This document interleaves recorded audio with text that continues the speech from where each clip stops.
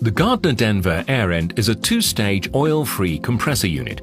Both compression stages comprise male and female rotors with a special protective coating. There's no physical contact, either between the matched rotor pairs or the rotors and the air end casing.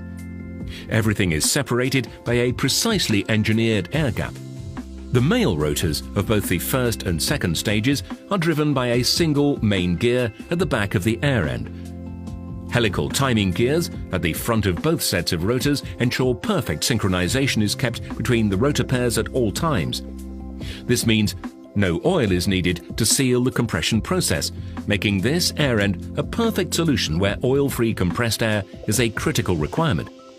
Oil never enters the compression chambers, but is used to keep gears and bearings lubricated and cool. Special seals between the rotors and bearings prevent air passing into the oil system and oil passing into the compression chambers. Hot oil drains to an oil reservoir located below the air end via two oil return pipes. The hot oil is then pumped to a cooler and returns to the air end via an oil filter.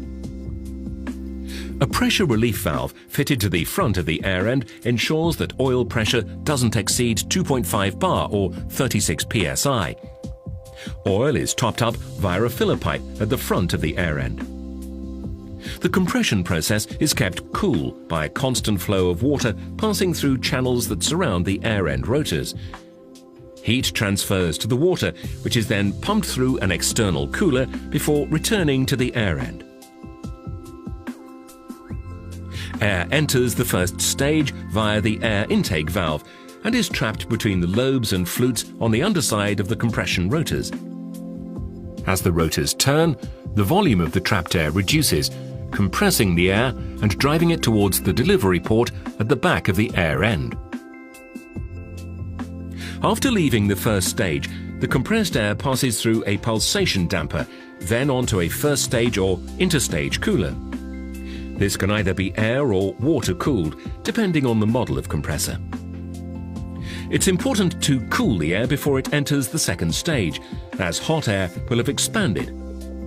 When cooled, the air contracts, providing a greater number of air molecules in the same volume. This results in more efficient second-stage compression. The cooled compressed air passes through a moisture separator, then onto the inlet port of the second stage. The volume of the air is greatly reduced after first stage compression, which means that the size of the second stage rotors can be smaller. The second stage further compresses the air to the required pressure in the same manner as the first stage. However, this time the compression process takes place on the upper side of the rotors.